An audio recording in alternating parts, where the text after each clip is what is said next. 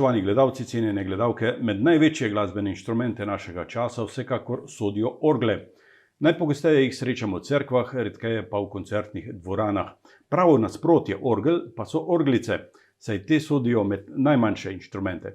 Kaj imajo skupnega torej orgle in orglice? Pa sedaj sprašujem našega današnjega gosta, priznanega orgličarja Mira Božiča in seveda dobrodošli v naši oddaji. Dober dan. Živijo. Ja, verjetno največ skupnega imata v imenu.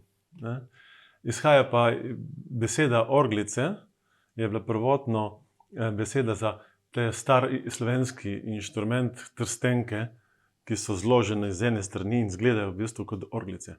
In v bistvu se igra tudi podobno kot panovo piščal. In iz tega je potem to prišlo na orglice. Je pa del orgel tudi narejen tako kot orglice, da imajo neke jezičke, ki se pod neko sapo oziroma nekim zrakom začnejo vibrirati. Skupno jim je tudi to, da zvok nastaja ob potovanju zraka skozi to zvočilo. Ja, pri orglah so tam tudi piščali, pri orglicah v tujini oziroma v drugih jezikih dostikrat to primerjajo tudi s harmoniko. Tudi reče se harmonika nekje ali pa harmonika a bocca, kot Italijani rečejo, ker pa izhaja inštrument iz harmonike. To je, lahko bi rekli, bratranec.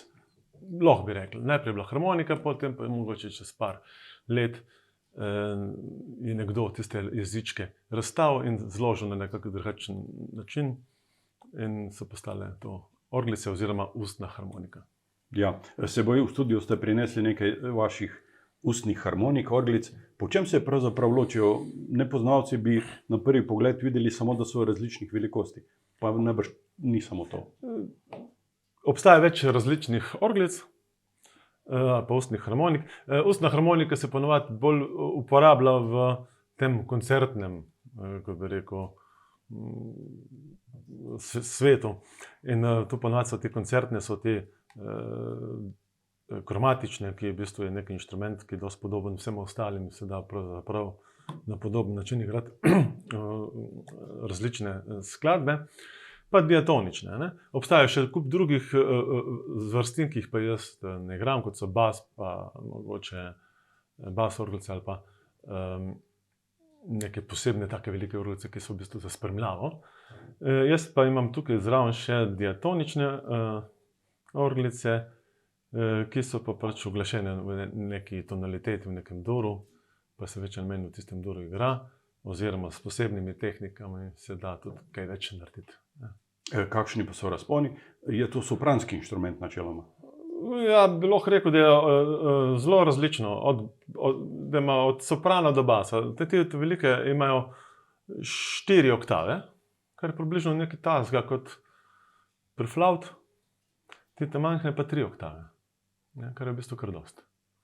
Kdo pa so najuglednejši izdelovalci tega inštrumenta sedaj?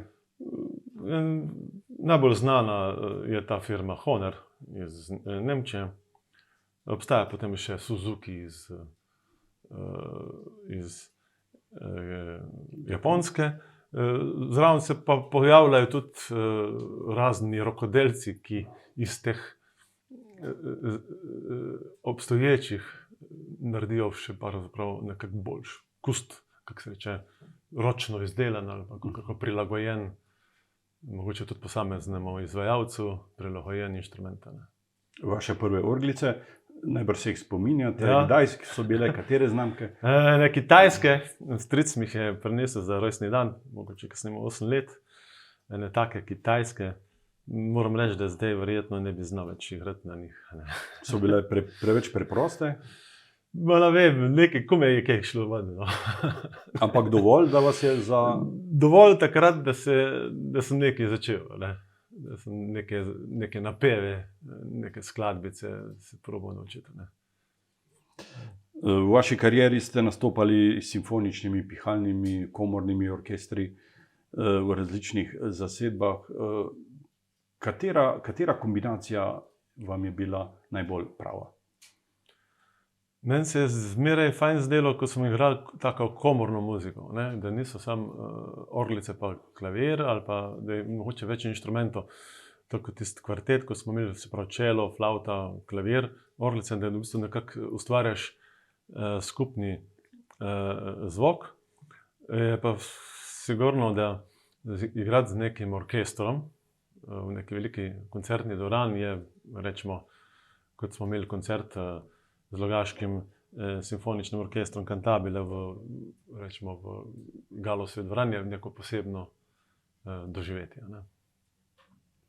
Preko radijskih valov ste nastopali tudi za evropske poslušalce, takrat v kombinaciji s Polono Gantar. Takrat smo imeli en koncert božičnih slovenskih pesmi. Medva so v bistvu priredila znane slovenske skladbe v nek tak koncertni program. Po nekem naključju smo enkrat nekaj za radio snemali, pa sva dodala 2 skladbi in potem je prišla ta ideja, da bi imela evroradijski koncert. In potem so nekako združila nekako ta božični dan, neko koncertno zgodbo med orglami in orglicami. Ne? Gre za kombinacijo, ki je najbrž redkeje slišana. Zelo redko. Je tudi kar zahtevna, ker orgle so tudi zelo malo zelo dobrih inštrumentov v Sloveniji. Tudi če so zelo dobri, so pa slabo vzdrževani. Mora biti intonacija nekako urejena, veliko je odvisno od temperature v cerkvah. Veliko cerkv je sploh ni ogrevanih. Ne? Tam smo imeli srečo pri frančiškanih v Ljubljani, tam v Šiški, so imeli nekako na novo postavljene orgle oziroma urejene, pa tudi neko osnovno ogrevanje, tako da je bilo pravzaprav, so bili takrat tam kar zelo dobri pogoji. Ne. In o tem je šel ta radijski signal praktično po celi Evropi. Ja, ja. Kakšen je občutek, ko veste, da vas posluša veliko ljudi v Evropi? Mislim, občutek je še kar adrenalinski, ker je bil koncert v živo. Ne? Koncept je sicer tak, da gre sicer en teden kasneje to v eter, ampak je koncert pravzaprav nekako potem, kar gre naprej, je v živo. Pa tudi, da ti imaš koncert napovedan 2 leti vnaprej, ne? Je še kar zanimivo. Ne? Tako da je bila prav taka, bi rekel, zanimiva pa dobra izkušnja. Veliko posnetkov imate objavljenih tudi na različnih CD-jih. Kateri vam je najljubši? Zmeraj mi je najljubši zadnji. Ker pomeni, da si nekaj naredil, nekaj novega. Mogoče bi jo omenil od tistih večjih projektov, poleg zadnjega CD-ja, ki bom mogoče še kaj rekla, je sigurno Gershwin, Porgy and Bess, ki se z Blažem Pucihrom z večjo 8-člansko zasedbo smo naredili tak projekt Gershwinove opere, priredbo za pač zasedbo, klasično in jazz trio zasedbo. Pa ta harfa drobnega dežja, ki pa pač CD, ki je šel pri založbi RTV, na kateri je tudi ciklus 5 skladb Petra Planjavskega, virtuoza in skladatelja iz Avstrije, zelo znanega, ki je za naju napisal 5 skladb na temo Srečko tako seveda. To se mogoče taki malo poleg drugih, ki jih je bilo še, ampak te bi mogoče bolj izpostavil. Ne. Profesor Planjavski je bil tudi mentor Poloni Gantar pri študiju na Dunaju. Ne? Ja, ja. In te povezave sedaj ostajajo. Ja, ja. So žive. So. Veliko posnetkov imate tudi shranjenih v Nacionalnem arhivu Radia Slovenija. Večkrat jih slišimo običajno ob nedeljah ali ob drugih priložnostih, tudi na 3. programu Ars. Kaj vam pomenijo te objave? To pomeni, da pač da te je nekdo slišal, pa da nekdo ve, da obstajaš, pa da je pravzaprav dosti kvalitetno, da lahko večkrat to zadevo daš v eter, pa da se to sliši. Ne. V repertoar pa imate pravzaprav zelo širok, od priredb ljudskega gradiva do džeza, bluza. Kje se najbolje najdete? Najbolj se znajdem tam nekje vmes. Ne bi rekel, da sem prav igral džez, ampak tam mogoče nekje med nekje vmes, bi rekel. Ne. Delal sem tudi nekaj čist klasičnih skladb, nekaj tudi čist klasičnih sodobnih skladb, pa folk, ampak mogoče neka kombinacija mi najbolj paše. Koncertni prostori, omenili ste že, da ste nastopili v Cankarjevem domu v Galusovi dvorani. Ne sramujete pa se tudi nastopal v vaških kulturnih dvoranah? Ne, saj, zakaj pa? Ne. Ponovadi je tam še mogoče na drugačen način zanimivo. Ne. Tako da igrali smo že skoraj povsod. Ne. Čeprav ti vaš začetek božičnega koncerta v Galusovi dvorani je bil najbrž nekaj posebnega, ko ste sami stali sredi dvorane in iz tišine začeli z intonacijo pesmi, ki se je potem razvila v uverturo. Ne? Neka odgovornost je, ko začneš koncert, neka zanimivost je to, ker si prvi, ko si to skladbo, ki je bila to prav izvedba, kako je bila božična pastorala, ki je Izidor Markič napisal, pravzaprav za to priliko. Se pravi, prva izvedba, prvi nastopač sam in neka posebna atmosfera se ustvarja. Ne? In iz tega probaš potem nekaj narediti, ne? Vzeti pa nekaj dati nazaj. Včasih se odpravite tudi na nenavadne lokacije. Tudi v Idrijskem rudniku ste imeli koncert. No, se tu sem pa pozabil omeniti mogoče teh projektov. Dvakrat sem imel koncert, zdaj tam v Rudniku, koliko je to 100 metrov v tem muzejskem delu. Mislim, da je bil prvi koncert, je imel naslov, sem bil sam jaz, je bil naslov Ujete zgodbe, drugi projekt je bil pa dva knapa in hund. In to je bilo, rečemo, tudi malo tako multimedijsko narejeno, svetloba, zvok, več teh efektov je bilo. Mogoče je bilo tako zelo zanimivo. Ne? Poveva še to, da ste letnik 71, da ste po gimnaziji v Idriji študirali arhitekturo v Ljubljani. Sočasno s to arhitekturno zgodbo pa je nastala ta vaša glasbena zgodba. Ste kdaj razmišljali o tem, da bi bili pravzaprav lahko tudi glasbenik? Ja, mogoče. Jaz nisem šel potem v ta nižjo glasbeno šolo in narejeno. Takrat kakšnih možnosti, da bi šel z nekimi posebnimi inštrumenti na nek konzervatorij ali karkoli ni bilo, pa te potem se malce ti zmanjša prostor. Tako da mi pravzaprav tudi paše, da nisem glasba, da je tudi arhitektura, da nekako tu povezujem, pa da ne delaš enih in istih stvari. Ker samo od muzike živeti, tudi ni. Klobuk dol vsem tistim, predvsem tistim, ki rečemo, živijo pravzaprav samo od nastopov.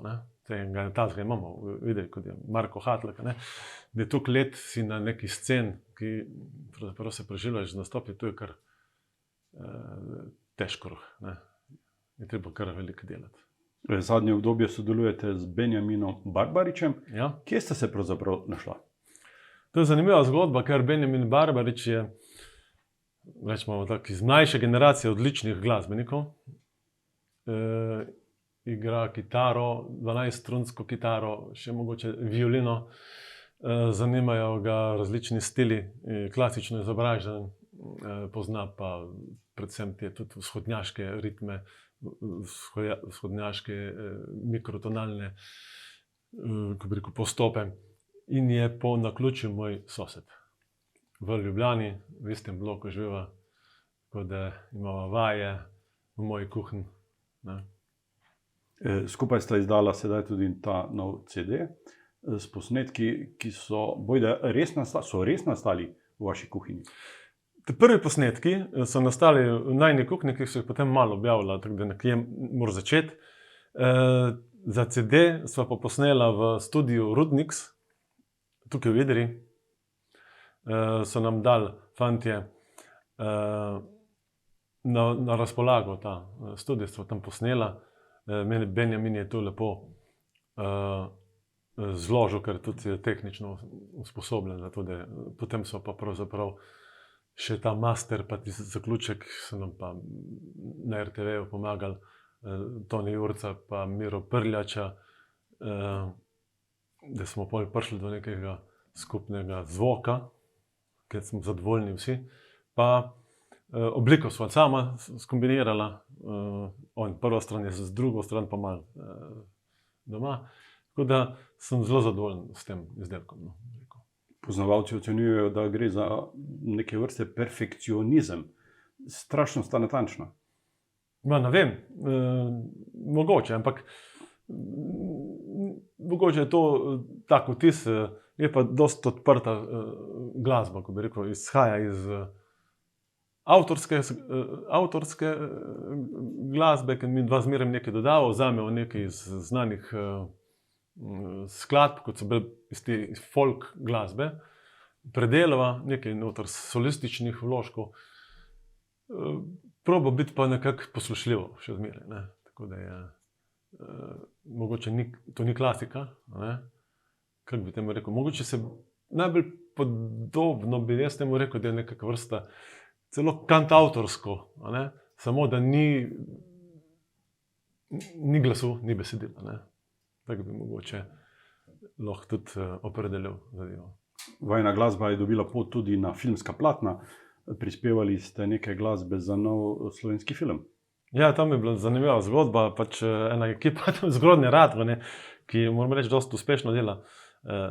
Celovečerne filme na neki, ko bi rekel, amatersko-profesionalni osnova, ne, so poslušali oddajo iz prve vrste, ko smo imeli nastop na radiju in so se navdušili za te najne skladbe, za eno skladbo, ki pravzaprav ni na CD-ju, to je Sijaj sije sončece, ki smo med dva priredila nek svoj stil in bo to uporabili v filmu, ne.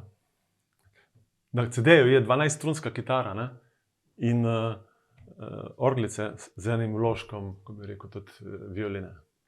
Pred vami je sedaj koncertna predstavitev plošče na Idrijskem gradu. Kdo bodo gostje?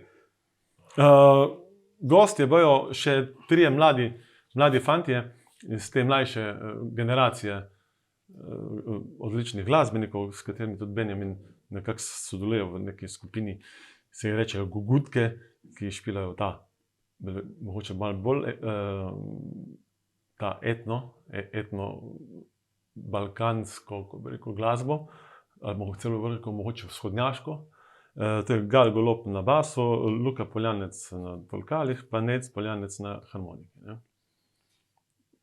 Tako da bomo probali nekako malo popestriti ta najin koncept s kakšnim inštrumentom, pa s kakšno solo točko tudi, ne. Obeta se torej vznemirljiv večer.